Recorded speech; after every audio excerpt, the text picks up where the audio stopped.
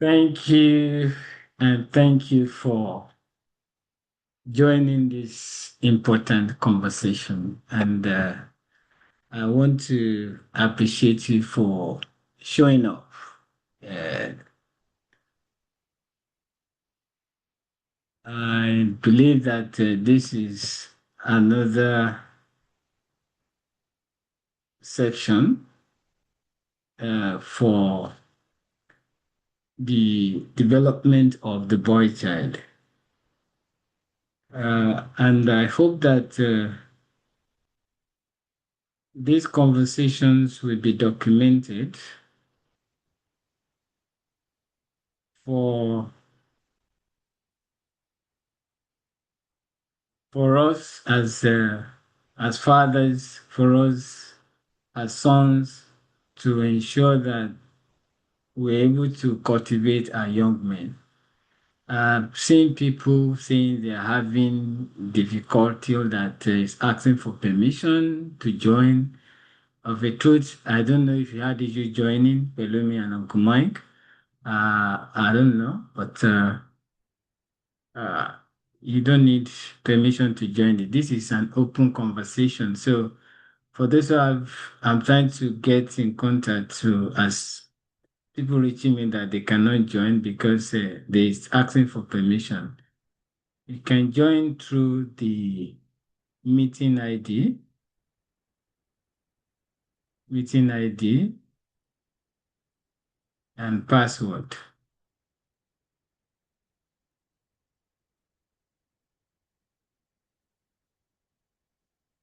Okay. So thank you. The most important thing is for us to be aware of the need of this important need for our young men.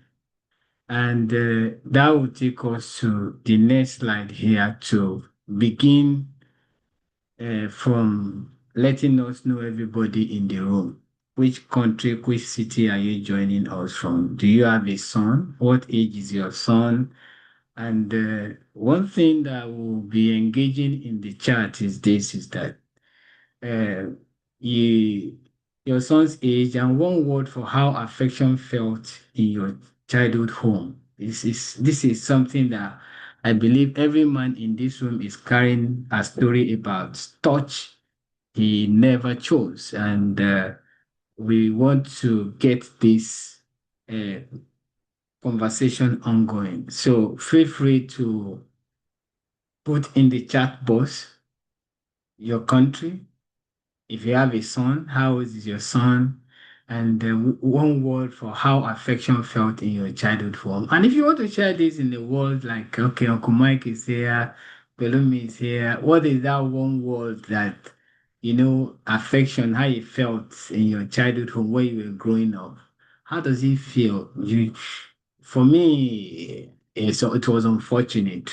In my growing up years, I never had a father who really gave me this hug that I can remember. I don't really have so much of that experience. The few I could recall probably would be maybe in terms of when he's eating and he didn't finish his food, so we all rushed to go and take the leftover when his tummy is already full, So that's the experience I had. But if there's one word you can use to really share with us how affection felt in your childhood home. Uncle Mike, do you have something to share with that or not?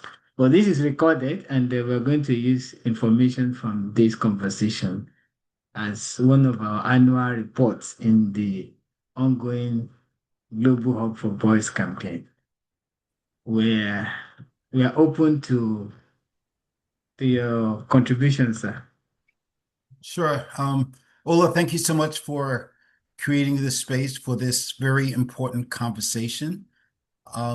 Yeah, because it has such an impact on our adult life, our interactions with our father, and also on our relationships And yeah, so I'm from the USA, and I have a son that's 45, and my grandson is 12. Um, I was blessed to have a father that was very caring and very present. Yet still, I learned some things that he did not know, which was more, he was caring by being present, by providing for us, by spending time with us. But he didn't verbalize it a lot by saying, I love you. He showed it, which meant a lot. And there weren't many hugs. So those are things that I was able to improve on, but I was able to build off of his caring and loving spirit that not only he had for me, but he had for all the young people around him. He was very caring and very giving. And it has motivated me to try to fill in the gap of other men who did and be mentors and to be a mentor to other men that have that gap in their life. And as an elder, I think that's so important that I make myself available to those that have that gap in their life because it's our future, right? So, yeah. Yeah, thank you for sharing that. This is Pelumi. I know you are there. He's about to board a flight, but if you want to make contribution to this, this is open too. Uh, I can understand. Papa Ross, Rooster Falls is trying to join. He say he's having issues with. Did this ask for permission before you join Uncle Mike? Was Zoom asking Yes. permission? One of the links gave me a problem in joining. So then I went on the link on the email and that Oh, asked me for the code. But the link that you sent me in that you text me, that did not work. So I had okay, to okay, use the link from the email. okay. Let me go to the email then. Probably I have to send him the link from the email. If that's the All right, so okay, so I also use the link in the email. I don't know if the noise on my background allows you yeah, to hear me. yeah, we can So hear I you, posted. Pelumi. All right, yeah. So I also use the link Okay, it's from here the now. email. All right. Hello, Uncle Mike. Good to see you again. Good to hear from you again. Right. My name is Belumi. I'm joining from Lagos, Nigeria. I moved to Abuja, still in Nigeria though, right? Because I'm in a part of it.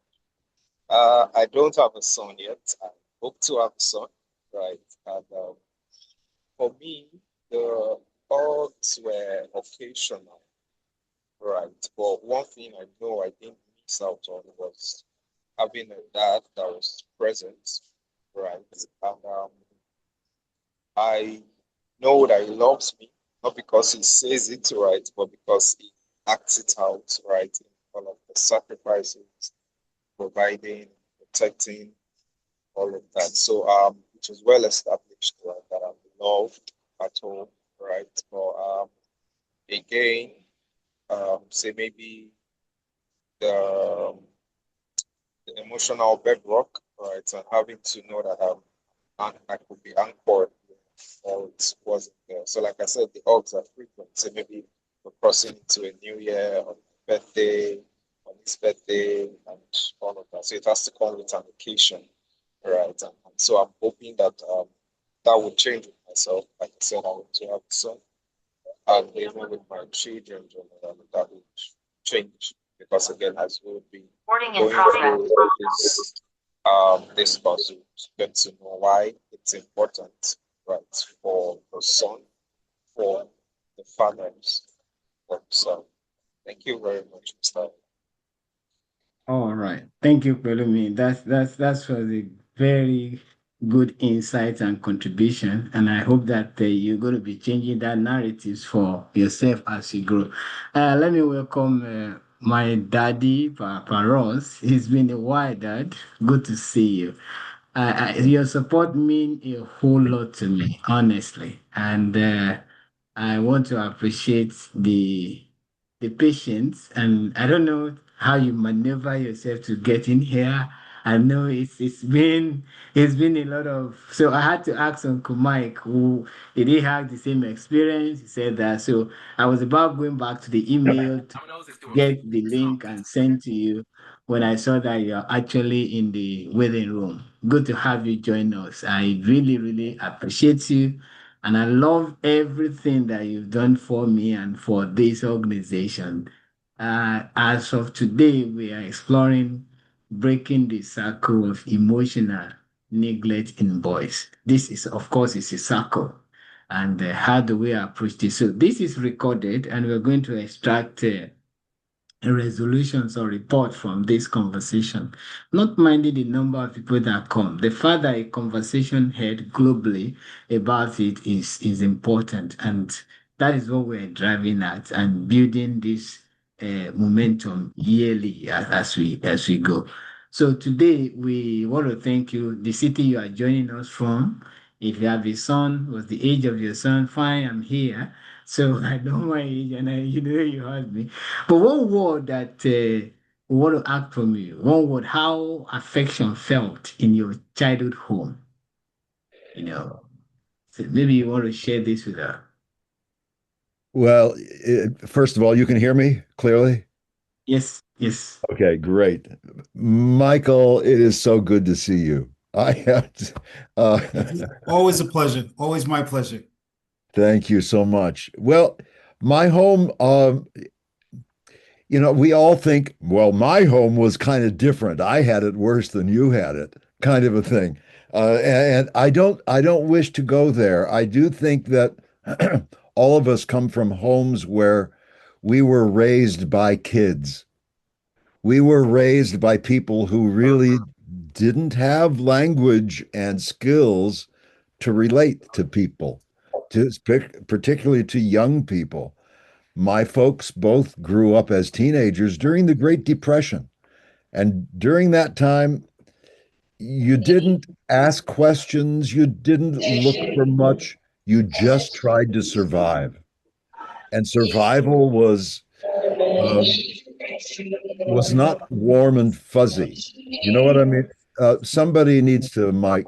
Uh, That. okay, there we go. There we go. So when I grew up, my parents were survive, do what's necessary, don't ask questions, and if it hurts, don't worry about it, it'll go away. And that had to do with physical pains, emotional pains, all of those connections that a child needs to feel comforted. And my brother and I, we knew we were going to have a roof over our heads, clothes to wear, and food to eat. But beyond that, there was not much physical love. There was not much hugging or the sense of, you belong to this family. You are important. We'll do this together. It was as if you're on your own. And I think a lot of us may have required more than that. So I come from a generation. I don't believe it when I look at the calendar, but I'm almost 80 years old. Come September, yeah, but I don't think I don't. Whatever 80 used to be, it isn't anymore. Okay, so Michael, there's hope for us. So, Thank you, thank you, yeah, but you are always a son. thank you. You are always a son, and you always need that sense of a supportive bond with someone who is both older and wiser and has your back. That's And true. to emotionally have someone's back means that you are there for them when there is a question, a something you can't resolve because you don't have the experience. You need an older, wiser, or at least a listening ear, but That's hopefully a person that can give you maybe some life advice and some suggestions as to how to move forward. So my experience was I can't trust these older people because they're just not there. They're dealing with their own stuff. They're not bad. I'm just not getting what I think I need. So my whole life has been, okay, what have I learned? How can I apply it? And then a few years ago, my wife passed away, and suddenly I was now completely on my own. And fortunately, I have come in contact with people like Ola, and Ola provided me a way of saying, you know what, there may be some things I can share, and I've done what I can, and I've shared, and Michael and I have met Uncle Mikey, as we all say. So, but the quality of life of a boy child really depends on a loving connection with an older man, someone to emulate, someone to listen to, someone to feel like they've got your back. You're not going to fail because you're not on your own. You're part of a group. It's that I'm covering a lot of bases here, but I wished, now that I understand what Ubuntu or Ubuntu, however, where you come from in Africa, that concept of I am because Because we you are. are. Well, I never got that. And I don't think many people do in Western cultures. And so that was my experience growing up. You have to do it on your own. And that doesn't work. I mean, Thank you for sharing that. Thank you so much for sharing that. This is what goes into submissions and records, because it's a whole lot of information you've just provided as it regards your generation growing up and the kind of adult you have at home. And so unfortunate that we still have even younger generation who are still living in this state as we speak. And the goal of this is to be able to draw informations and active points that people can see that, look, this is the way forward. So we will move on to look at the circle we inherited, and which is what you have just talked about, sir. The circle you inherited, you see, somewhere between a 7 to 12. This is what I research into. I find out that most fathers quietly stop hugging their sons. What actually causes this is something like a concern for me. Why does this really happen?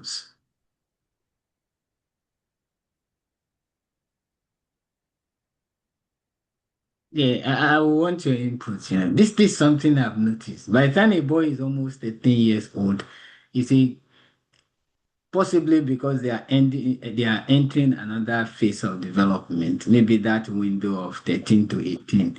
But what I've realized in my work with the boys, I found out that when they hit 12 and above or 7 and above, the early form of connection and bonding that subsists between the father and the son seems to be gradually reducing.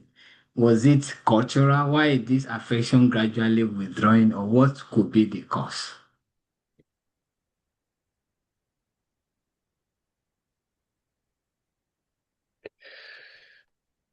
uh,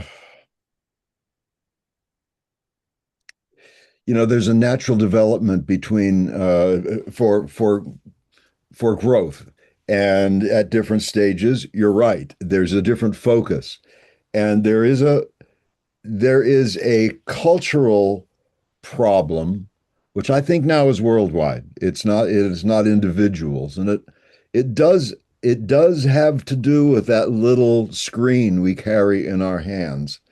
This There are influences that happen when your son is now entering maybe a new stage and will, and it's a stage where we start to focus out of the family and towards something else. And I don't think that has to happen. I've seen examples where this is instead of going this way and then turning and going that way at a particular age, it's this. The family continues and a new avenue is added to it. Is that an option? The question is, how do you create that bond so that it is not a temporary thing? It is not age specific. The bond that I have seen in just observing from the outside, Michael, I'm going to use you as an example because your family has been very open about its connections with you as the patriarch of the family. And it's been wonderful to see that and to experience the fact that they did not take a turn that left the family behind. They opened up the envelope so it included more. I I don't have I never did have children of my own because of there were family and medical issues for my wife that disallowed us for having children. So I've never had that direct experience until I was in my early 70s when I started adopting other people of choice that for me, for as my family. And it was mutual, thank goodness. But uh, how do you create, as it in a younger boy, that concept of such safety that they open up as they get older, they open up new avenues, they don't discard the family and go elsewhere? What are those elements that create this severing of a relationship? Or was there ever one there in the first place? That's the real question. Uh, is Uncle it Mike want to answer that Go ahead. question. Yeah. You want me to endeavor to answer that question? My word, it's the biggest question on the plate right now. Well, Please go ahead. well, no, I don't really have the answer, but personally, I think healing starts with ourselves, within ourselves, right? And so personally, I had to do a lot of introspective work and a lot of inner work so that I can make myself available in a healthy way for my sons and my daughters and for my mentees, right? So if I'm not willing to deal with my inner struggles, my inner demons, and heal, or at least start the healing process, it the cycling repeats itself, right? So, I've been doing a lot over the last few years about the father wound, right? And about the mother wound. And those are realities. And I tell the men that I mentor, your parents did the best that they could, right? But because of the resources we have, we can and we must do better. And we must heal from our past traumas. And we must, like you said, Russ, so beautifully, we must find healthy communities where we can be safe to have these conversations. So we're not living in isolation. So we know that we're not alone. And in these circles that I'm in, we spend time coming alongside each other to to create an environment where we can heal, where we can learn, so we can understand. So therefore, we can be a better version of ourselves. And Mhm. but it starts if I don't do the hard work, introspective, the hard work I need to do, I cannot provide that environment. So what happens quite often, and it's amazing, if we don't heal, right, we repeat the cycle just in a different way. Hmm. If we In a don't different heal, way. It might not be exact. We repeat the cycle in a different way. And then we're wondering why. And like, for example, someone might have a father that was very aggressive, right? Very controlling. And then if that son does not do the healing work, he might go to the other extreme. And okay, so that's just as destructive. And he's like hands off, like, I'm very passive. And you're like, no, you've got to find out the most effective way. to provide a safe environment for unity, for love, for transparency, a safe place for your family. And they'll stay, they'll be there because they feel the love and they feel the warmth. Kind of long Right. explanation, but there we go. Well, I'm into long explanations, Thank as you you so already know. much. So this is just a short poll for those who are that made this, when did your own father last hug you? Or if you have a son, when did you hug your son last? For me, I do that with my boys every day. I hug. But well, my father is late. I have Paparo's Uncle Mike here. I receive your hug now, so I feel like I'm hugged right now. So, so that's it, and that's the most important. No judgment, just the truth. So, the pattern we want to establish is for participants or those who will watch this on YouTube to understand that there is need for you to be conscious that you break this pattern of not hugging your son and bringing your son very close because I understand boys when they have this emotional need for connections. Sometimes they could be very silent about it. They won't speak it up, but it's a need deep down inside. And once we understand even their silence, when they are silent, they speak as well. So this is the point where we need to be quite very intentional in terms of bringing them back to ourselves. So we look at the 20 seconds hug. I think we've talked about this several times. The bonding hormones, how they flood the system, the chemistry behind it. So for fathers who are listening to this, I don't know if Papa Ross want to talk about this science of affection. I know we've talked about it sometimes, and follow me. I know you're here. So this is the rule here. It's something that we can look at the psychology of this, the science of this. I don't know if anyone wants to put in one 30 seconds contribution on this slide. Understand the oxytocin release, how this bonding creates that chemistry and all that. And if you have it in your lived experience, how do you feel? How did this come to you?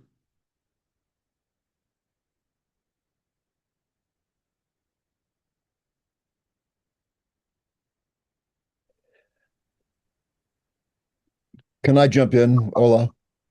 Yes, yes, you can, Bob. Yes, yes.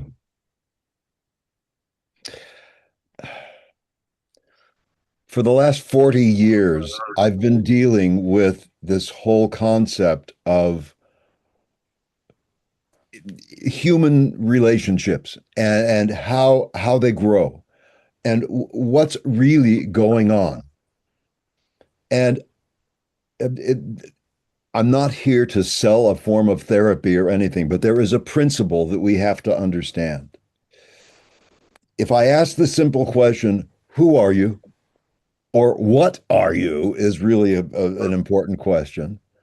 Uh, there's a whole branch of science right now that is suggesting that that physics is all a part of this, that I'm just going to say it, we are a field of energy and our bodies and the lives we live are a reflection of that energy. You can call it spirit, you can call it chi, you can call it prana, soul, whatever you want to call it, but we can't deny the fact that it exists. Now, if I have a frequency and you have a frequency and they are in harmony, they are coherent, that's love, that's a bond, and that can be created. But if I bring jealousy or envy or the frequency of of something which is discordant, something that's dissonant, then we don't resonate. It's like I want to tune that string. I want to bring it back into harmony. Well, when two fields come together, one's a father, one's a son, fine. if there is love on one and disagreement and disharmony on the other, they just simply do not match. When they do, then the body responds by releasing oxytocin. Cortisol falls, and then the nervous system calms down because there's no threat. So how do you bring, and we call that, and Mike has responded, has mentioned that, that's called safety. We perceive it as safety. But in our families, how do we create resonance so that we can communicate, so that we can have all of these secondary responses to a hug which is not received well or is forced? This is not coherent. How can we? Mike really did say the whole key here. You have to bring safety to a relationship. If not, and if you don't grow that when you are young as a father, then you have to retrieve it because your responsibility is to be a resonant field, a safety zone. And to create that is more than just words. It is a felt, energetic experience. And we feel it in our bodies. We know when we're safe. We know when we are unsafe. And I take a look at you and Richard in your photographs, and there is a sense of total allowance and safety. Your energetic fields, your souls, if you will, actually mesh. They are coherent. They are not dissonant. So how do we, in my work, it's how can we bring resonance? Can I I hope add I hope to? that makes some sense. Michael, Yeah, please. yes, yes. Let's listen to Uncle Michael's contribution. Yeah, Russ, if I could add to what you're saying, um, my daughter is very blessed to be married to a young man, incredible young man. He's from Burkina Faso, and Uh, they were living in a high renting a place that was costing a lot of money. Our house is empty pretty much. It's just my wife and I. So he came to me and said, "Can we do generational living?" He said, "Where I come from, that's what we do." We had more than enough space. So they have a toddler that's 15 months.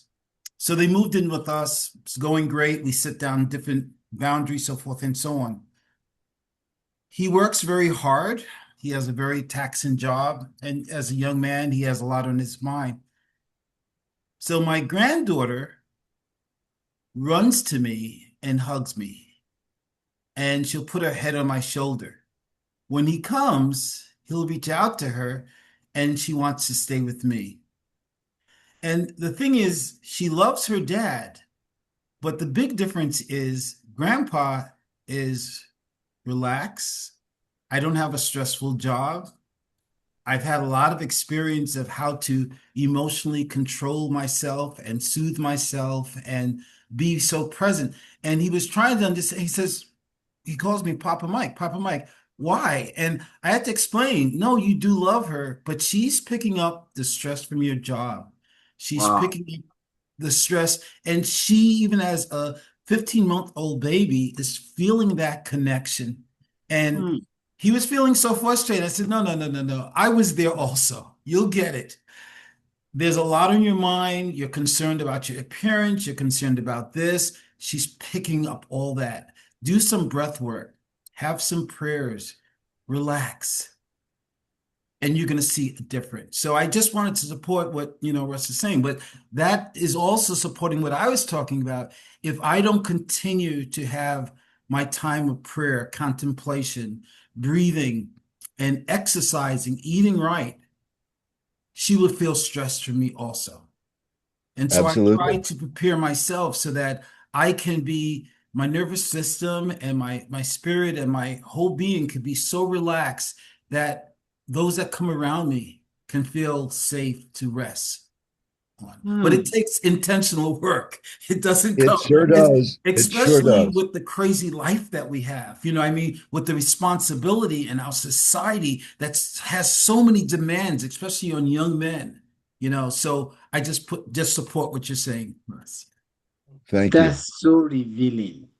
And I want to appreciate that contribution because there are young men that are here as well, that some of them have not gone into uh, raising or cultivating boys and girls or children. But this is a great insight because of a truth when I'm stressed, like Uncle Mike said, my little boy will pick it from me. There is no amount of pretension or the way I want to hide it to hug him. He's going to feel that energy as well. It And is that's, an energy. It is yeah, in your field. You carry it. And to yeah, say, leave your work at the door, don't bring your work home with you, that requires you to be able to, as Mike said, go in, do some breath work, do some recentering, allow your field to be not filled with static.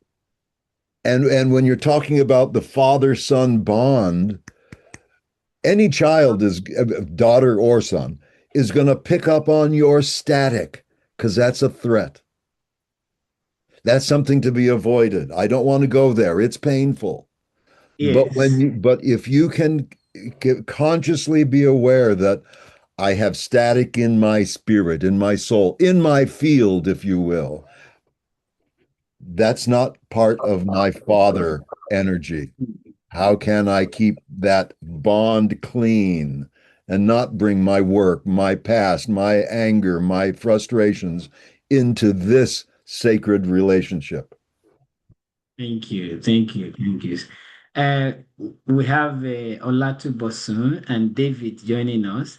Please, thank you for joining us. We appreciate you coming on board and joining this call.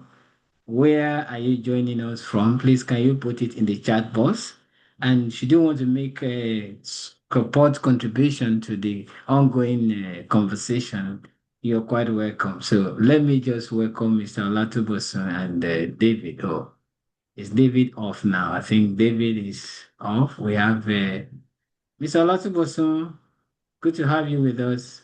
Can you give us a warm welcome? I mean, the house welcome you. Can you say hi to everybody here? Well, of course, we don't have him to say that. We'll move to our next slide. So this will take us to the next slide. Three things are hub does that a lecture will never do. These are the three things. It rewires the brain. I think I will want Papa Ross and Uncle Mike to really look at this from the point of the science we're talking about, where what you are actually building when you hug your son. The first thing is that you are rewiring the brain of that child. That's a regular affection from a father builds superior emotional regulations. And this is why it's important because, like Uncle Mike just said, that sense of security, it outlasts childhood. It's forever there. So the fact that you're there to embrace the bond simply means that you're building a sense of security that will outlast that moment of when you are hugging that child. Then the fact that son who receive consistent affection also build the uh, resilience. And thank you, Mr. Mayo, for joining us. I don't know. Can you say hi to us? We welcome you to the conversation. So now, the other thing it does. Hello. Hello, good evening. Oh, It's a pleasure to be good here. evening. Good. Yeah, thank you for joining us. We are already into the conversation, and the point where you met us is the three things a hug does that a lecture will never do for your son. And before you join in, we've looked at the science of hug and that affection. So we are currently on this slide when we're exploring these three things that when you hug your son, you are rewiring your son's brain. But we want an experience from you to share with us, just like maybe in 60 seconds. How was it growing up in your childhood home when it comes to hug and affection from your father? Okay, thank you very much. That's to me, right? Yeah. Okay, thank you very much, Ola, and dear participants. Well, I came from a very traditional African Yoruba family, and I never got a hug as far as I can remember. Never. Then I also grew up in the time when Nigeria was in a military era, so it was more of following orders. So that's all it was. That's what we understood as love. So no hugs. Thank you. Thank you for sharing that. And I hope something different happens in you when you cultivate your son now, because what you do differently matters from what you don't receive growing up. For us, you shared so much on that, and this now is that when you hug your son, the son receive that consistent affection. Even in the heart of adversity. Because one thing I studied and I found out is that a whole lot of us as men or as young boy growing up, when most times we don't expect adversity to happen, but it does happen. And when we don't see this happening growing up and how our fathers build the resilience towards their experiences and how they handle it and how they embrace us in handling those life situations. It kind of put us when we get into that experience. So when you hug your son, you are, for me, I see it as a form of installation, like you are installing resilience in that child. That's the way I see it. I don't know how Uncle Mike wants to help us look at it and explain the other two. And whoever wants to make contribution, we are open to it here. So we really want you to look at, how do you take up these old scripts and get this installed? Is it about lectures? Why is it that lectures don't work?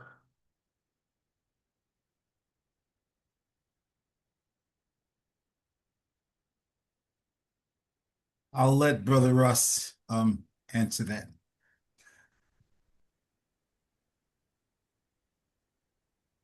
Why don't lectures work? Yes. Because a human person is not just a collection of parts.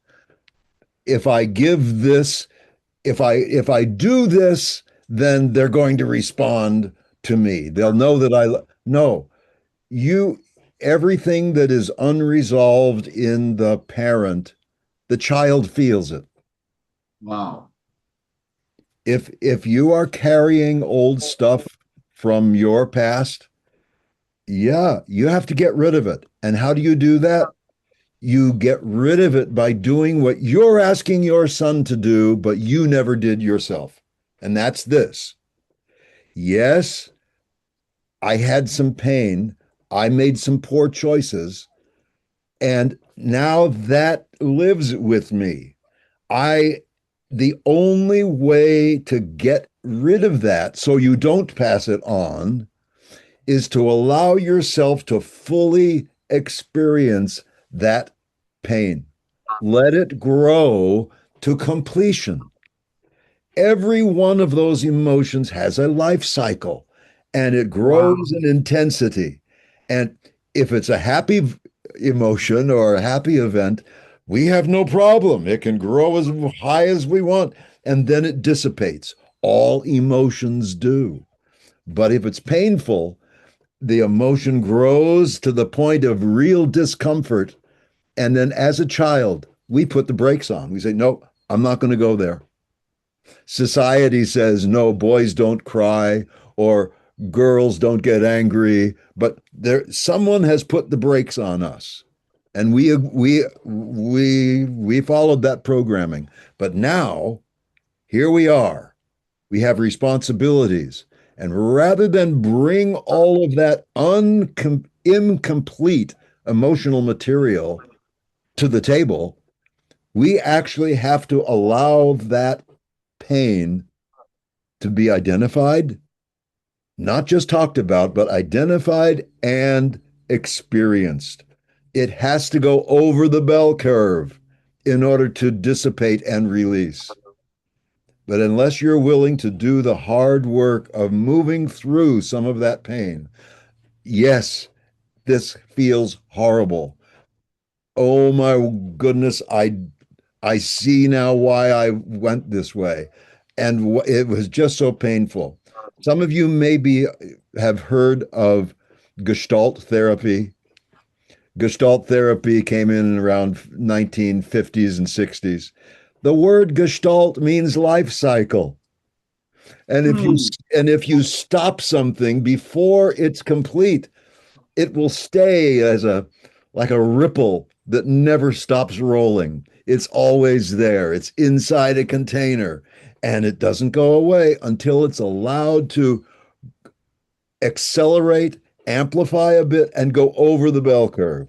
That happens in the safety that Mike talks about. It can happen in lots of ways. There are various a couple of therapies that actually work. But the goal is you must recognize the pain that the father is carrying, the incomplete emotional material that needs to be completed so he can then be a loving, giving, sharing 100% or at least 85 or 90.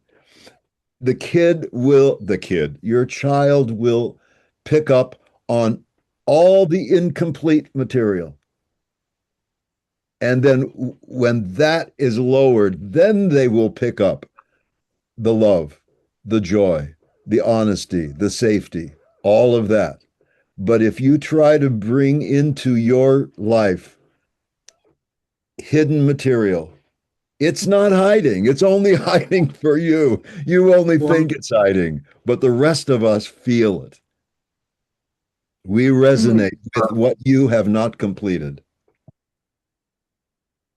Thank you So for if sharing. I Thank if I could back Brother Russ, so yeah, it's so important because when we go through trauma or difficult seasons in our lives, it's been normalized, right? So Mm. therefore, subconsciously we feel it's okay. And therefore, what happens, we never heal, right? We never process it. So we carry it in us. So we must first find spaces where we can, someone, and I do this when I'm working with men, is giving them a safe place where they can realize it's not normal what they went through, right? It was really trauma. And even giving them enough space where they might even cry as they talk about it, as they Sure. kind of like relive it. So they're getting it out of their system. And like Brother Russ said so well, it's coming out. But if they do not like grieve it, if they do not work through it, it stays inside of them. So we have many conversations and we give them permission to grieve, to realize that, and even give them the words, the vocabulary that they need to express it, to relieve it. And until we do that, like Brother Russ says, it's inside of us more than we realize, right? So now I'm getting ready to hug my son, and he's picking up all of that stuff that's still enclosed in me that I had to suppress. I suppressed it. And I always tell people anything buried alive will come out. It will be Wow. felt. And so the question is, why Very don't nice. we do this, right? For one reason, society teaches us that we have to be strong. Society teaches we, as men, we cannot express our emotions, so we suppress it, right? And if you start to express it, you're weak. If you start to express it, you're acting like a woman. Wait. And yet society kind of like pressure us to keep all of this in. So what we need is to find safe circles or a safe place where we can unpack all of this. And then once we unpack it, our hugs will even be more effective, right? Because all of that that's been suppressed is out. And it will show. It will actually show in our face. It'll show in our spirit. It makes a world of a difference. But we need more safe places for men to work through these issues and to realize they're not alone. And I've spent a lot of work with men, with myself, with my mentees to give them a safe place where they can process so much of their trauma. And we've all had it. So it's not like, oh, you're a bad person. Like, oh, no, it's not about that. It's human. It's a human life, the human experience. So may I respond to Brother Mike now? Yeah. Ideally, we have taken care of this when we were young, but that is not how the society brought us through. It just didn't happen that way for all the reasons that Brother Mike just said. So, what if the father is available? And I look at we don't have too many young people here, but Mr. Mayoya, thank you for joining us. And I look forward to hearing all about your family because you are the prime reason that we're here. Not necessarily for the boys, but we are here for the men who have to raise those boys. Now, where's the therapy? Where's the groups? Brother Mike is doing magnificent work. He's in New York. I'm in Arizona. How do we expand the safety net for fathers so they can naturally bring their goodness, their focus to their sons? Now, Ola started BMAN in Nigeria because there were too many sons that did not have fathers. They're not in the picture. Either they're gone, or they are just so emotionally gone that the boys are on their own. How do we establish something for them? Well, there's therapeutic resources available that must be used on both sides of this equation, not just one. It's got to be fathers need to complete their stuff, their unfinished business, their incomplete emotional episodes. They got to finish it. You got to go over the bell curve. But sons need that also. So it's two forms of exactly the same thing, how to complete so that we can become complete. Does that make sense? We need to complete the old material so that we can bring our full selves to a relationship. Thank you so much, Papa Ross. And I believe the fathers in here and the father to be, the wealth of knowledge that is being shared from lived experiences, from field practical work, is what we want to bring to as many that will also come back to this video again and again. The moment it's not uploaded on YouTube, because this continues at every stage of development. Whether your son is 10, whether he's 15, whether he's 20, whether he's 30, whether he's 40, hug is something that is part of our life experiences. You don't get old not to receive hug or not to felt being hugged. So this section, we look at different uh, ways you can hug your sons, at different stages. from the foundation stage, that is 0 to 2 years. If you are a father to be, we have passed that stage. The skin to skin matters. This material will also be sent to as many that will need it after this conversation. We'll send it out so you can look at the one that applied to you, whether at the early childhood stage or at the middle childhood age. Then if it's going to 13 plus, oh, sorry about that. I think I went back. Sorry, please, yeah. If it's around 13 to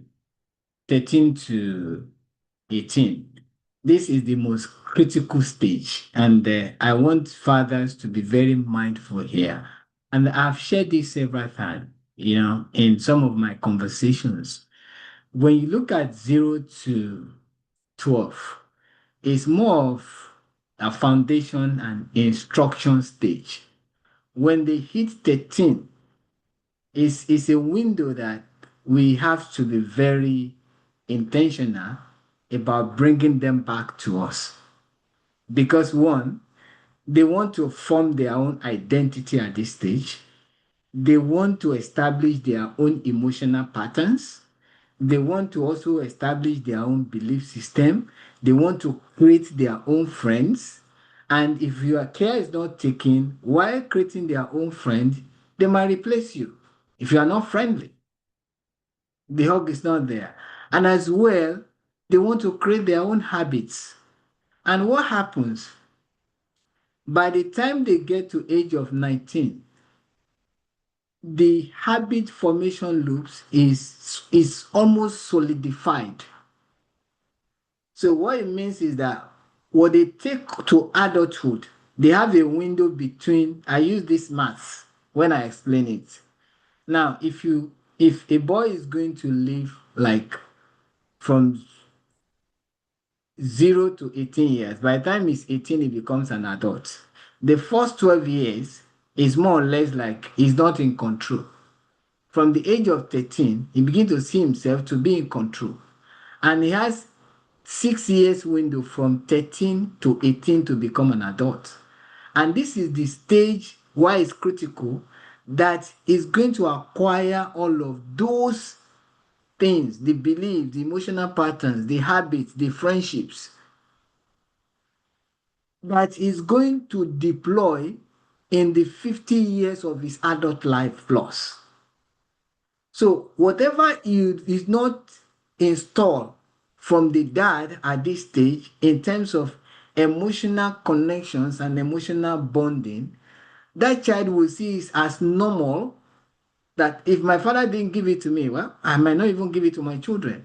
And that's what in most cases when men are often craving for their sons' bonds or affections at old age and they're not getting it. So it is this window. So it offers many things. Then from age 19 plus, you see that the relationship shifts from protector to mutual respect. Now, here you are now going to become a consultant to your son. Hug becomes signs of pride, when he does something, a warm and embrace between you. So no matter how it is, as the boy grows on and goes on in life, it is evident from research that this window from 13 to 18 years, this adolescence, is the most critical. I don't know if Uncle Mike can chip in something here. I think you work in college in many years, and I think I will need your maybe practical college experience with those young men and their dad. Maybe we can bring it to the floor if you're available. We'll be happy together. And if we have teachers here, Mr. Olatubosun, if you're here, or Mrs. Oladipo Oluremi, good evening, ma'am. Thank you for joining us. Then Mr. Ladipo Oluremi, where are you joining us from, please? Thank you for joining. Thank you. We really appreciate you. We want to know if you can add to this conversation. We love it. And Mr. Mayowa, if you want to add to the conversation at this stage too, we love it. If you're having maybe issues at this stage, maybe this way, okay. Thank you, Mr. Mayowa. We really welcome your thought on this. Okay, thank you very much, Ola, and our wonderful parents here and parents to be. There is something that there's a saying that children usually emulate what we do and not what we say. So I think that summarizes this critical aspect of the adolescent life. So let me give an example with my son. When he was in primary school up till year 5, 6, year 6, in fact, anytime I go to school, all praises, everybody in school says, oh, if this boy is not in school any day, maybe if he's not feeling well, the class is dull. That's the message I get from the head teacher. And coming from a child whose background is from Nigeria to the UK in a new environment, you probably would think maybe he's not going to be free to express himself. But because of the upbringing, he's able to. And then he moves into secondary school. And all of a sudden, year 7, people begin to bully him, And at some point, I noticed that the light began to dim in him a little bit. He tried to suppress it, because most times when I look at him, are you okay? He says everything is fine. But eventually, one day he just calls me and says, look, I'm not going to school again. Somebody slapped me in school today. I said, what? And immediately I swung into action. I made sure that those who were responsible, both the teachers and everybody, I made sure that I went to the top most, disciplinary procedure in the school to make sure that the boy knows that, no, this will not go unanswered. Bullying is a no-no, okay? And at some point, he was actually trying to tell me, oh, Dad, it's okay now, I've forgiven them. I said, yes, you can forgive. That's what we teach in Christianity, but we cannot condone, okay? So we have to set those clear boundaries, because I think one of the other issues we also have is the Christian upbringing. That's for those of us who are Christian. Sometimes we mix the idea of forgiving and forgetting, or the idea of saying, oh, let it pass. And somehow we unintentionally normalize that behavior. Then the boy feels, well, I should endure it. And it becomes like something that is normal, but we need to stand up. And because I stood up during that period, I must say, there is nothing that happens to him in school. He picks up his phone, he calls me, says, oh, Dad, this is what happened. This is what happened. And exactly what Ola was saying. If we are not in conversation between now, he'll be 15 in December this year. If we are not in conversation now, there is no way we'll be in conversation 19 plus. That ship would have sailed.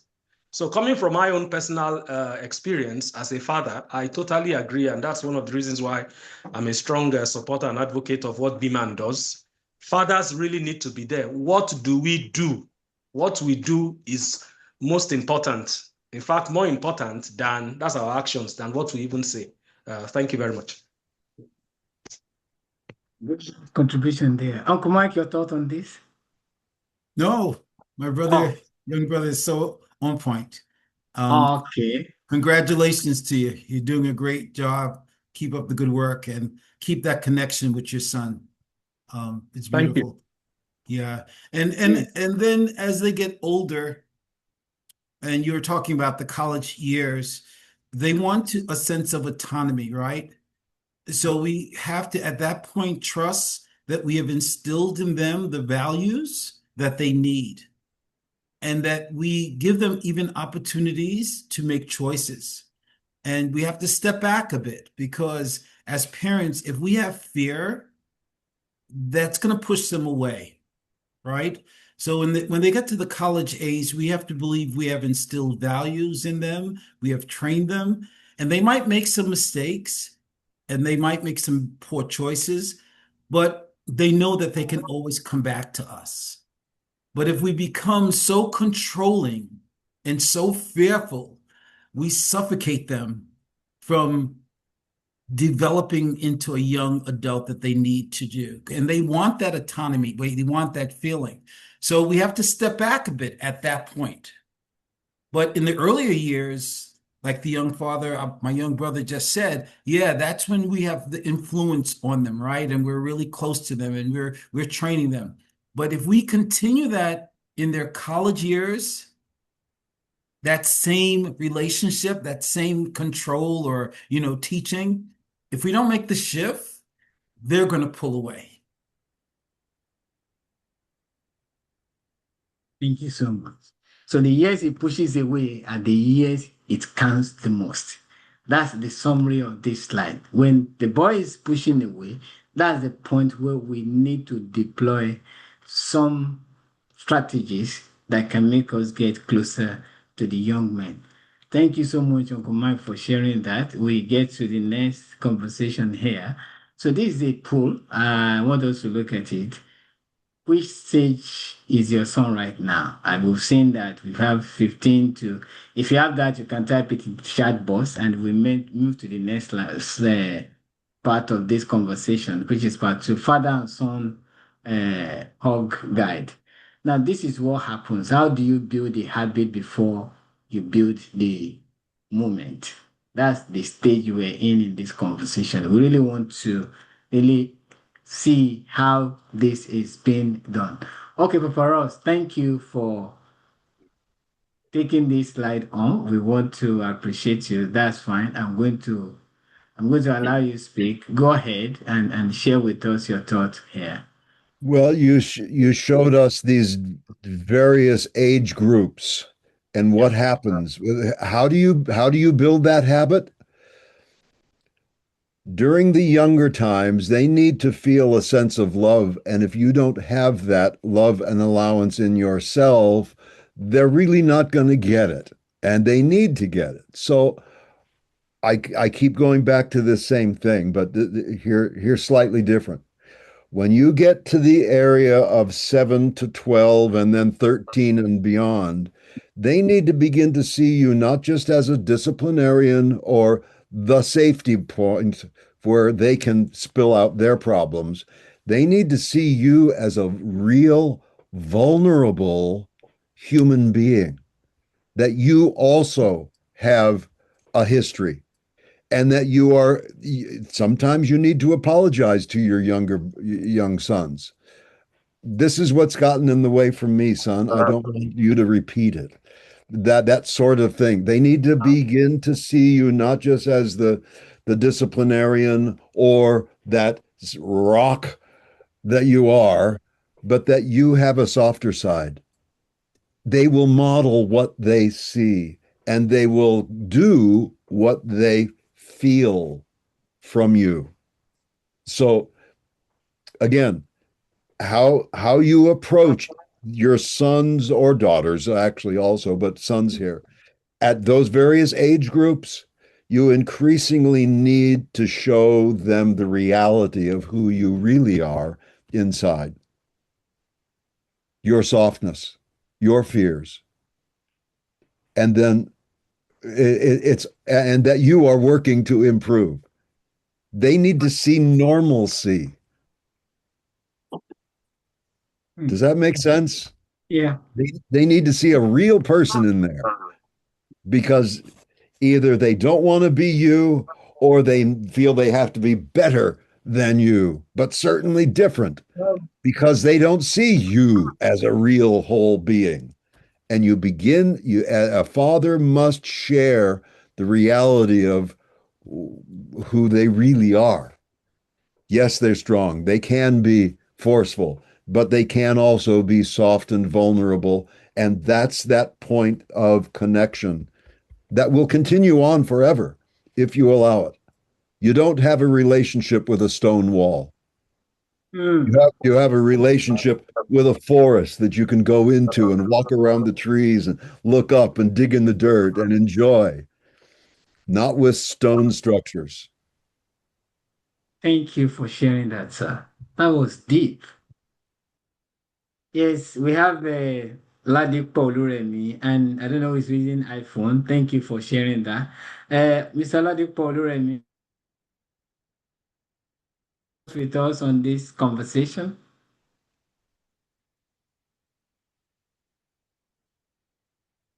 All right. If we are not having a thought there, we'll go back to slide control. Okay, we'll go back more to hide meetings now. Okay. Hello, Oh, welcome, ma. good evening. Good Uh, evening, ma'am. uh, I'm Where are Mrs. you Ladipo Oluremi. okay, ma'am? I'm from Lagos. All right, I ma'am. love this program because it has to do with the life of our boys, the boys that will surely turn to men. And for us to enjoy peace in this part of the world, we need to mentor our boys very well. And I want you to realize that what they need is attention. They need our attention from my experience with them. When you give them attention, they show sympathy easily, even more than the girls. You can easily mentor them than the girls, because immediately they discover that you develop interest in them, they are ready to share with you whatsoever is disturbing them, and they will show you compassion too. Thank you. Thank you for sharing that. We really appreciate your contribution. We have somebody. Okay, Mr. Latubosun, you have the floor. The floor is yours. Thank you for being here.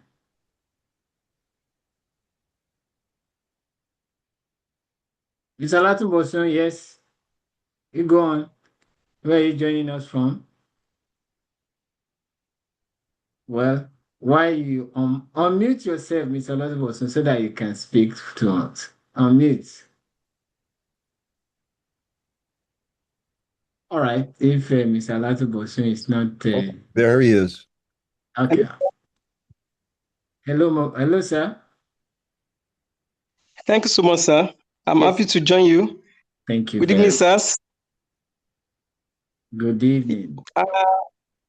Thank you, sir. While going through this particular stage we are in the presentations, I saw build the habit before you build the moment.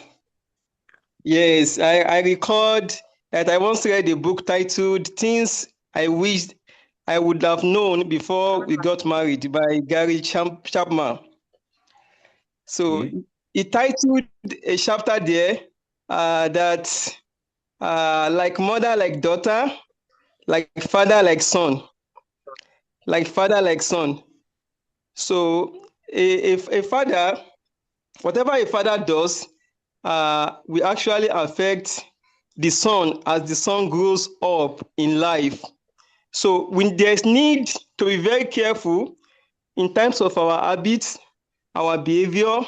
So we show them good qualities that are in us. When we hug them from the last previous slides, when we hug them, it shows that we are approachable. When they have challenges, they will come to us and they observe. According to Albert Bandura, the process when they were growing, they were learning by observation. They were learning by observation before they start to talk. And when they start to talk, whatever we also display, our qualities, they will actually reciprocate, even if they get married in life. So that was why the man titled that chapter, Like Father, Like Son. So fathers must be very careful, very, very careful, because they are also making tomorrow's father. Thank you so much, sir. Wow. Wow. Thank you for sharing that wonderful thought. It's deeply appreciated. Like father, like son. So we fathers, I hope you've heard that and you know the implication of what Mr. Olafun have just shared. So this is you build the habit before you build the moment. And one of the things you do here is create a hugging routine. Like with the different type of hugs, and we're going to see that and how you make that routine, then you overcome the awkwardness in this. So this is all that this light entails. And I like I said, I'm going to send this to as many that needs it to be like a resource you can refer to. And possibly you want to teach it out to others too. It becomes a resource you can use. But I think this conversation is going smoothly now. We're here now. When they're in 4 to 6, then make it mean something. You need to involve males in your community here, where you bring other men to see how you hug fellow men. Because I don't know, in the West, Paparos. How is it like when men come together to hug themselves in the presence of their sons? Is this something that is well embraced, well received? And for Uncle Mike, those the African American fathers, how is the experience like from brothers, for a community of men just coming together and hugging themselves in front of their sons? Has it been the experience of any one of you? You want to share your thoughts? Well, here in the United States, there are circles of men that's doing the difficult inner work, and because they're working on healing and on past issues, they're able to love themselves. And so once you love yourself, you can love better and you can receive love more effectively. So there are a circle of men that are hugging in front of their sons. It's a small minority, but the narrative is changing, fortunately. And a matter of fact, I'm going with a group of 20 men of color to Costa Rica in December. And we've been working on ourselves so that we can come together and continue healing so that we're comfortable, not just the physical hug, right? But the emotional hug, which is so important. So the narrative is changing, but it's taking time. And forums like this is pushing the needle forward. So, Ola, I commend you for bringing us together and having these important conversations. You know, I'm going to jump in also, if I Thank you might. so much, sir. I really appreciate you. Yeah, Okay. that Michael and I know each other, and we've had a chance to sit and talk and look in each other's eyes and realize that we are absolutely on the same wavelength, so to speak. And last time we were together, we were outside, sitting outside at a restaurant, and we were enjoying ourselves. Neither of us wanted this to end, and there was a hug as real and as deep as any hug one could ever experience. But you take a look at the two of us, and you might assume that we come from different backgrounds, just visually. But the fact is that our various cultures do teach us differently. For me, uh, Scots, Anglo, uh, very restrictive kind of an old Presbyterian Calvinist way, you don't show emotions like that. Now, maybe the African American experience was a little bit different, but from what I do know, you don't men don't show that kind of affection. And even now, it's, the shoulder bump is about as close as most people get. So the bottom line is that this is a human problem, and we all bring our cultures with us. And so we are trying to surpass and grow beyond what culture has taught us, and that we accepted because, well, I'm safe there if I don't buck the system. But Brother Mike and Russ and Ola and everyone else that I know associated, we, we are professional system breakers. You got to break the system. That's true. You just got to do it, because reality of the human experience, it doesn't work with the overlay of all the culture. Well, what works? I'll accept that. What doesn't work? Thank you. No, thank you. Thank you So so very much, sir. Thank you. that We people, yeah, that's fine. That's fine. That's fine. I just want us to move faster because we have 7 more slides to wrap it up, and in about 15 minutes we should be off here. I promise. And like we're looking at make hugs meaningful. I want us to, if you have a son right now, assume you are hugging your son. Just do it as a form of assumption. And in the chat, when you look at the 6 steps, which of these steps will you start tonight? Hug your son and attach your words to it. I'm proud of you.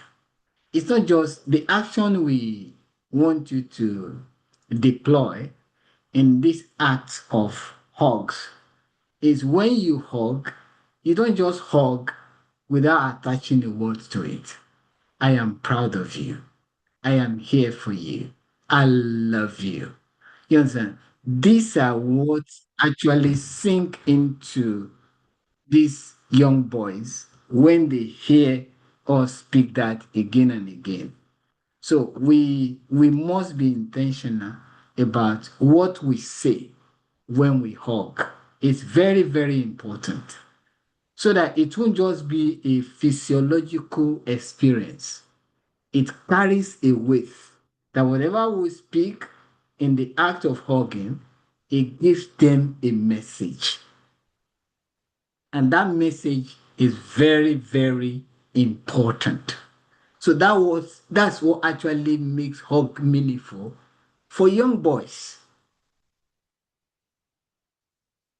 So this is the depth of what we want you to understand here.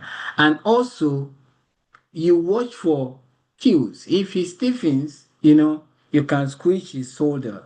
It might not be necessary that he wants a complete hug in the bond. You have to be very observant in terms of you want to respect his boundaries. At this point, perhaps he doesn't want a full hug. A pat on the back is also a hug. But what is going to be more of importance while doing that is you attach it with the message. Oh, I see you. I'm proud of you. Keep going, son. We're together in this. That's the sense of safety. A hug without a statement or a word that touches the heart of the child has not accomplishes the bond that we want that to exist. That's one message I want us to take home in this conversation tonight. So we move to our next slide briefly and see what is there. The 20 seconds hug. So do this now. It's a live activity that I want us to look at how we can make it count. Can you just imagine you are hugging your son in just these 20 seconds? Or who is that? Just think of your son. If you are hugging him right now, what do you say? Take a moment and do a virtual hug. And if your son is close to you, Richard, Adesire, yeah, I wish my son is here. So you just count the 20 seconds. Let's go. 1, 2, 3, 4, 5, 6, 7, 8, 9, 10, 11, 12, 13, 14, 15, 16, 17, 18, 19, 20. How does it feel? Imagine you are hugging your son. Say that word. I'm proud of you, son. I'm proud of the man you are becoming. How do you think your son will feel? And how are you feeling speaking that? So these are the things we want you to do with your son. Thank you for showing up. We move to our next slide. What are the barriers? What barriers can you have? There are cultural stigmas where you say men in our family just don't do that. Now you know the importance of this. So you know how to lead by examples. So this slide talks about the two barriers inside of you. You can see that here on the cultural perspective, we see, okay, how do you lead the way to lead by example? Consistent loving action argues better than words will ever. Then you look at reconnect with your why. His emotional health outrank a relative opinion. Then build a community of men who are doing the same thing. Let him constantly see that you belong to a group of men that are doing it. Then the personal barrier here is that I love my son, but hugging feels awkward. I never got this from my own father. Now we're saying the purpose of this conversation is to break that circle. Your discomfort is learned, it's not permanent. And I have to say this, if that's your belief, a belief that is not questioned is a habit wearing a suit. So a habit is a habit that was not really the best of habits. So you don't need to go that way.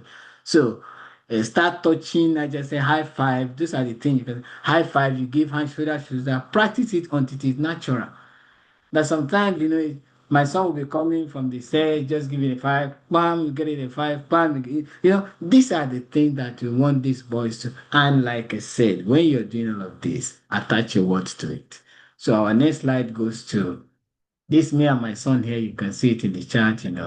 So this is about, and one thing, and the one that hurts when he pushes you away. I think I've had this very well from fathers that, oh, my son pushes me away, doesn't want to hug. What is your biggest barrier? If you have had any barrier or one line, we will answer it as many as we can. Have you have a barrier with hugging your son if they are an adult? Or do you give your father that's why growing up you pushed him away? Why did you push him away? Why was it in your experience? So, but like I said, don't take it personally when your son try to push you away. I don't know if Uncle Mike, who has raised an adult man like me, or want to make a kind of a contribution when boys pushes away. Why? What could be the underlying triggers why they push away, and what can fathers do? So, really quickly, we have to normalize hugs, right? So if your son feels that you're only hugging, you came to this and now you're going to give them a hug, right? It's also the environment, right? If the environment is not right, if there's issues that have not been resolved, then they can pick up that the hug is not sincere. It's not enough to have the words, it's not enough to have the action. We have to have the environment that promotes that hug. So, say, for example, you have a spouse. Does your son see you hugging your spouse for 20 seconds, right? I mean, I hug my wife for 20 seconds. Does your son see you hugging other men? How do you greet other men? So it can have a sense of hypocrisy if they only see that you're hugging them and it's very mechanical, right? You came to this lecture and now I'm going to do this 20 because it does all these amazing things, right? It has to be genuine. It has to be sincere. And the environment has to promote a hug. So if I find my son is pushing away, there's conversations I have to have, right? What's going on, right? I have to ask myself, how am I interacting with other members of the family or other members of the community? Am I modeling it? So those are important things. If my son is pulling away, those are things I have to look at. I have to have a conversation. What's going on, right? With them and also with me. I have to take ownership, right? So I just leave that. Yeah. Oh, thank you so much, Okunwa. That was quite educating and very insightful. I think I took a lot of cue from there, having to go to come to me. What is going on with me before I ask why is my son pushing away from me?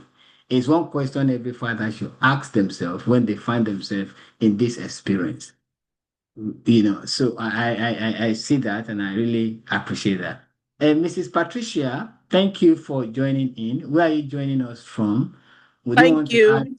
Yes. Thank you very much. I'm joining you from Lagos. Wow. Thank you so much, ma'am. All right. Yeah. Your It's thoughts a on this nice conversation? thing to be here. And the topic is very, very nice. It's good for us to know the more. Thank you very much. Thank you for adding your voice to the conversation, and we appreciate you very, very deeply. And subsequent Thank conversations will be inviting you more to be part of what we are putting up for young boys here and their fathers. This is an important conversation we have to this point now. For all the fathers that are present here, we're getting close to the end of these conversations. We want you to pledge this hug if you are a father now. So you're not signing it, you're signing it where you are, and you're taking the pledge together.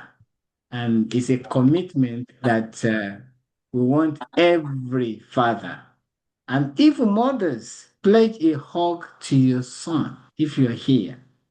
It's also important. I know this is about hugging boys and all of that. What brought about this conversation in all fairness to everyone here, was a research I did in 2019. And I was deep into this research to get to the point that, oh, why are teenage boys the most unhugged population in the world? And I find out that there is no platform that actually educate fathers or draw the attention of fathers to the importance of this bond. It's a bond that if it does not exist at a particular time of their formative years of development, you may also Yes, lose the opportunity to give that. Mhm. So that's what led to this. So for fathers who are here, can we take this pledge together? I want you to unmute yourself and we take this pledge together like we are reciting a pledge and make it a commitment. You can take a screenshot of this should you want to every day remind yourself that I commit to being emotionally present in my son's life. I'm not just saying being present, emotionally. I will not allow silence, distance, or cultural expectation to stop me from expressing my love. That my love to my son is the right through simple daily acts of affections, including a hug. I will remind him that he is safe, he is valued, and deeply loved. I strive and I pledge to model a masculinity strong enough to be gentle, confident, enough to be affectionate. This is all that your son deserves from you. It's a desire.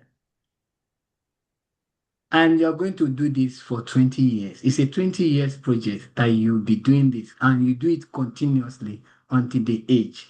I really, really appreciate everyone that comes here. From the next 7 days, this is what we want you to tell fathers around you. It's a 7 days father son challenge. Intentional hug. Hug for no reasons, just you want to know I love you. The welcome hug when the boy gets back from school or you greet him first, give him a welcome hug. There are hugs that encourages the boy. That's encouragement hug.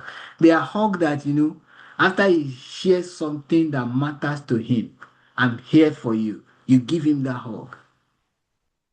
So we need all of this. This is important. And you also talk about the quiet hug. No words at all. Just hold and let silence carry the whole thing. That is also deep. Paparos, this is the hugs challenge. What day, what that you feel that is it a celebration hug? You are going to give this today, but today you must begin your 7 days challenge and begin to pledge. Then the legacy hug about the future. Will you always be my son? He wants to know. You will always be my son. That is the legacy hug. So hug has different types. And that is the conversation we're bringing here to activate these various type of hugs.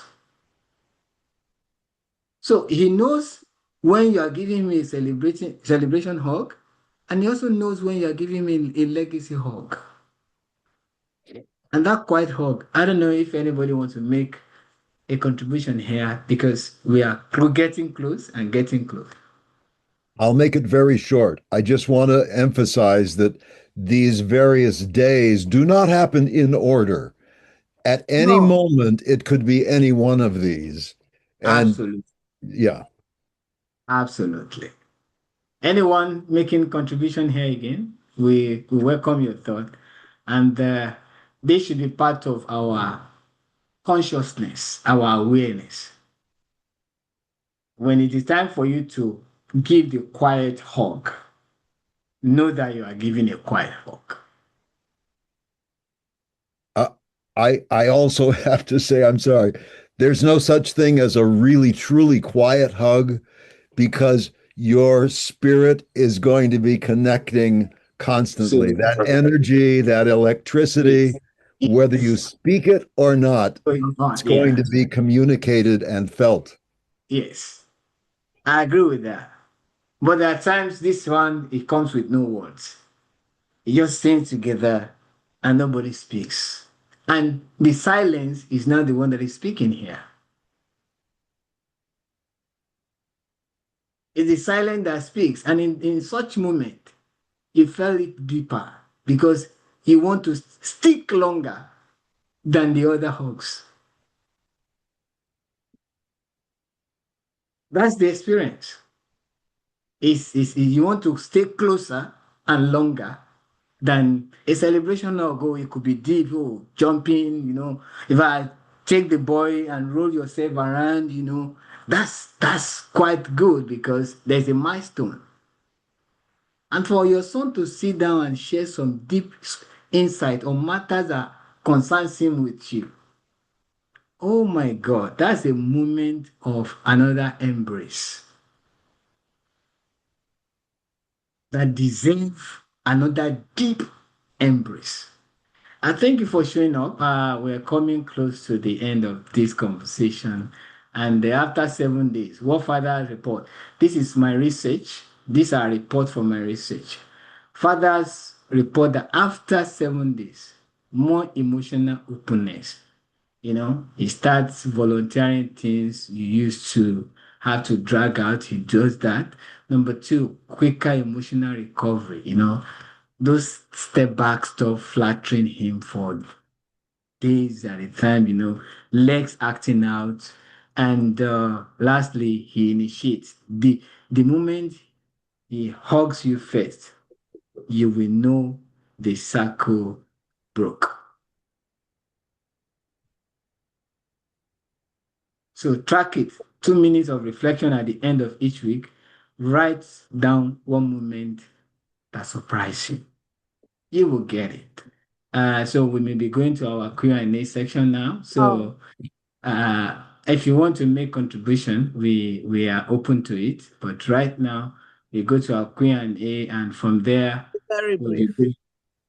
be, yeah, I'm going to open up the meetings. Thank you so very much. So if you want to make contributions, you're welcome. Oh, Mrs. Florence Adeni, good to have you in. Please, where are you joining us from? Your thoughts on this conversation, please. We will appreciate that deeply. I think Uncle Mike is off, right? Or is this here? Mike had to go to another meeting. Oh, okay, that's fine. Okay, Miss Florence Adeni, thank you for joining us. Happy to have you in here. Yes. Please, can I say something? Oh, Miss Patricia, good. Yeah. Continue. What I just want to ask is, what about the women and their boys? Can we do the same thing? Yeah, it's motherly affection. You see, there's whether Yeah, it's because I have a son and he's very good at giving me a hug, especially when he's coming from outside. Even before he says good evening or this thing, he wants to give me a hug. Though it's not the long lasting type now that you have taught us to practice. So maybe we'll just have to develop from what we have already. yeah, Thank you. a 20 seconds hug is good. If it's safe with you and it's safe with your son, it's all right. It's your son. It's a maternal affection, Yeah. And you've been given that attachment from birth to him. There's this maternal affection that has existed or six going as long as you can remember. So now that he's at this stage of life and he's still open to that kind of embrace. He's telling you, Mom, I want you to welcome me. Okay. Yes. So it's a good embrace that your son is really seeking for. And you know what? That is the embrace is going to take into his relationship when he gets into uh maybe you know what I mean, that's Yeah. because that has existed between him and the mother. I think it was the prophet, the Muslim prophet that paradise lies at the feet of mothers. I think that's what's said in Islam. Mr. Alatu Bosun, did I get it right? I think you're Muslim. You'll be able to say that, you know. And what that means is that look, Absolutely correct, what sir. you said what? Absolutely correct, sir. Yes, I think it said paradise lies at the feet of mothers. So what you Yes, are sir. creating for your son as a mother, when you hug him, you are creating that paradise. All right, Mrs. Patricia. So maybe Yes, that I answers, can hear you. Yes, yeah, maybe thank that you. answers your question. Thank you. Mr. Yes. Denny, thank you for joining us. Thank you. Good evening. Yes. I'm So, joining from Lagos State. oh, thank you. Your thought on the conversation as we bring this to a close. Okay. Thank you very much. The program Okay. is very interesting.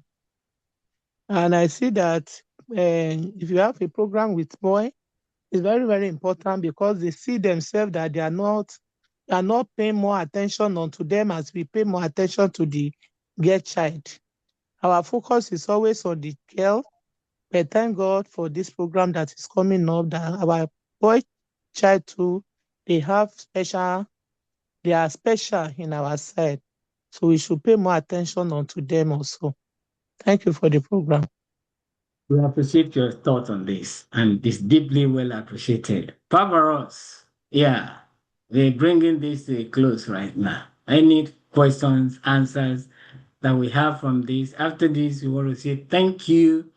We'll be sharing this on our YouTube page, and you can also. And if you want me to share today's resource with you as a father, I'll be happy to do that. Just put your email in the chat box. I will send it to you privately so that you can refer to it. And if you want to share the resource with other fathers who want to support the work of BMAN in terms of bringing this up every year and also having the hug your, we have a particular day of the week that is dedicated to hugging your son. We call it Hug Your Son Friday. Make it a Friday routine. When we talk about routine, let him know that today is different. You know, that also goes a long way. And we want to appreciate every one of you that has shown up for this conversation.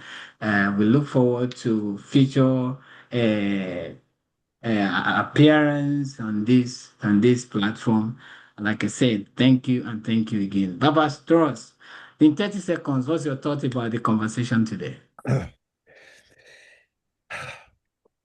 This is so vital and it is so fulfilling. This is not just a challenge. This is not just, oh, I got to go back and do all of my own stuff before I can. Yes, you do.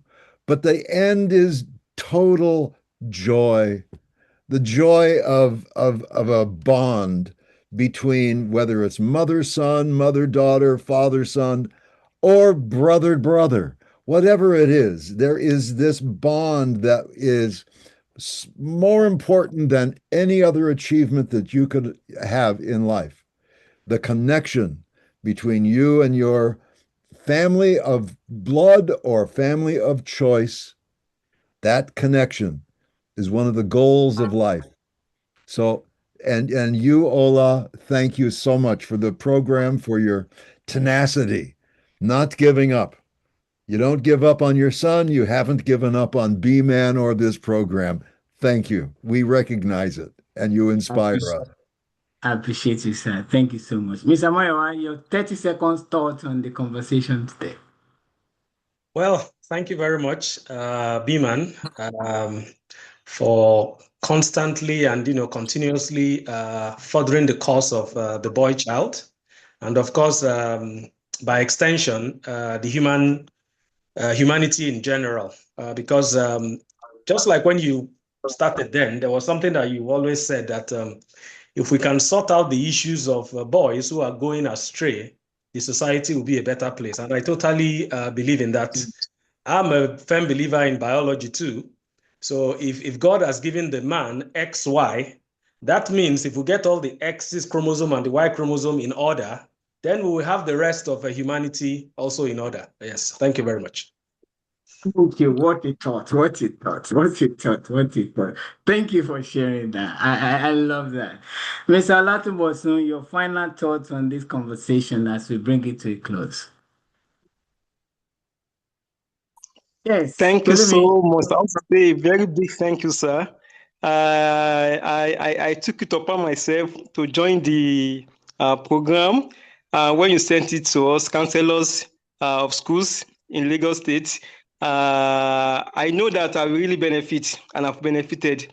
May God Almighty continue to strengthen you. May He continue to strengthen us. So thank you so much, sir. Thank you. That's us. Pelumi, yes, what's your thoughts on today's conversation? All 30 right. seconds, Thank your you. final Thank you so words, much, last sir. message here. All right. So my flight will be late for another hour. All right. Again, I'm glad that I could join the conversation. All right. And again, I was just thinking of the fact that if our parents, like, because I'm not a parent yet, but if our parents, if our fathers have had an avenue such as this, maybe they have done Eh? better. Right. So for me, it is Lisa. now that I have these resources, now that I have this community, now that I've learned this, then I believe that I can do better for my son. Because I really, really want to have a son. Right? So I believe I can do better because now I'm better equipped, right? And then it goes on that way, right? From me to my son, son to son. Okay. Thank you so much, everybody, for joining. Yeah, Pelumi has been my mentor for close to 2 decades now, and I'm proud of the man here is becoming. I say it every time. These are part of the work we did way back 20 years ago, 19 years ago, and I can see him now. It's a proof. Anytime when I want to talk, I say, look, I have proofs everywhere. This is one of my mentees. He was probably he was in his elementary school. Now he's on a flight going to Abuja. He was with me in the office today. We had a chat together and leaving Lagos for Abuja. So I'm grateful for the man you are becoming and also taking this important work seriously. I see this as the second generation that will take the legacy of what we have invested in young men to the next level. And I tell him today, look, even if I'm not around, I've given you everything to thrive with BMAN. I told you that today, and I'm saying it on this platform. I can't guarantee how long I live, but I can be rest assured today that I can rest in peace. Not everybody will rest in peace. Yeah, but I can rest in peace because I see that, look, and it's not only him, there are several others that are already in this space right now. So this is the example they have seen and they have got it. Mrs. Oluremi, your final thought as we close this conversation. Mrs. Oluremi, are you here? Thank you so much for joining. And Mrs. Patricia, if you have one last word for us, what would it be? Thank you for showing up, everybody. If there is nobody showing up again, I appreciate your time. Just want to say a big thank you to all of you that have organized this. I really Thank you. wish to be part of it anytime it comes up. Thank you. Thank you so very much. Thank you. Yeah, thank you so very much. Mrs. Oladipo Oluremi, are you here with us, ma'am, to give your last word for this conversation? And if there is none, Papa Ross, I want you to close this conversation for us. Having Okay. something to say. This kind of program is very, very educative, but I will advise whether you can bring this kind of program to the real targets, I mean the young boys. We always have International Boys Day, Girls Day. You can organize a program where you'll be able to talk directly to these boys, and they will appreciate. I joined because I love youth, and anything that concerns youth, that is my concern, apart from being a school administrator. So I will appreciate if I see you organizing this kind of program, a physical program with the young boys. Yes. Thank you. Thank you. Thank you, ma. We've been doing that and we'll continue to do that. In fact, we are creating a movement in Lagos State schools right now across Lagos, and we're going to reach out to boys. What we want to stop as an organization is to talk to boys. We want to talk with them, and talking with them, Okay. Yes, there's a talk, difference. yeah, talking with them entails that we build relationship with them, and we build a an ecosystem that speaks the vocabulary of the boy that they will hear in school, and they will get home. The home will speak the same vocabulary, and they get to the society will speak the same vocabulary, whether it is in values and all of that. So, holistically, we have been able to put all of this together. In fact, if you are a counselor in Lagos State, you will see our materials for boys that will be coming out by September. And what we have planned to do for those counselors that are here is just it's just like a sneak of what we want to do. By the time the school resume on the 15th of September, 14th of September, that week is going to be a BMAN Peace Week in your school. And we want to set up a kind of a temple where we can have safer schools with the boys, and the boys will understand the vocabulary of peace in its real entirety, and they will be able to deploy this as an everyday skills. So if I know the particular district or the school, whether it's a private school, we are happy to partner and to work with the boys in your school. This is why I exist, and this is why BMAN exists, to ensure that boys receive the tools that will help them to thrive as a young man when they get to their adult life. And this is very dear to us. And we're ready to go all our way to make sure that it is not a pep talk that they will come and take picture in school and we will go. We have never done that, and we will never be part of that. But we create a system within the educational system that will measure the impact of the work we do with the boys. So that at the end of the day, our efforts will yield results. Thank you so very much. So, Papa Ross, we are glad that you closed this for us. All of us are in the business of changing the world. We came through, we're here, we have survived, and we need to leave the world a little better or a lot better. In the case of Ola, can I just say publicly, I hug you, I love you, and I am so proud of you. Thank you. You are in my mind, you are my blood son. And I look forward to seeing you this coming year. I'm going to be in Lagos the first half of this year. I hope to meet a lot of Okay. you. But the bottom line, the bottom Uh-huh. line is this: we are about changing the world. And that's what this program is all about. God bless you, Ola, and all of the rest of us. We all need it. Thank you so much for Bless you doing too. this. God bless you. Namaste. Thank Mhm. you. Salam. Goodbye.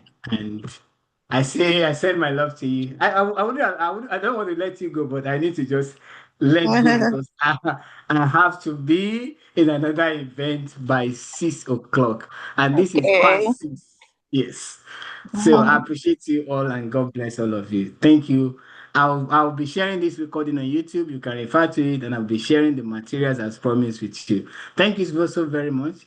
And I leave you in the hand of the Almighty. Go in Okay. peace and live in peace and make the Uh, world a peaceful place. God thank bless. you. You. Thank you, Okay, Mr. Ola. D, What's Abedota happening? Grammar School. Mr. Denny, I'm coming for your school. Oh. Uh, Yes, yes. Mr. Mrs. Denny, Ladipo School, Baptist Abedota, Senior High School. yes. I'm coming for your school. Yes, I'm coming for your school. Hopefully, I'll be in Mm. your school if either the first week or before the first week. Okay. So All please right. let's get the material You. maybe on WhatsApp. We I will have be a I'm expecting you.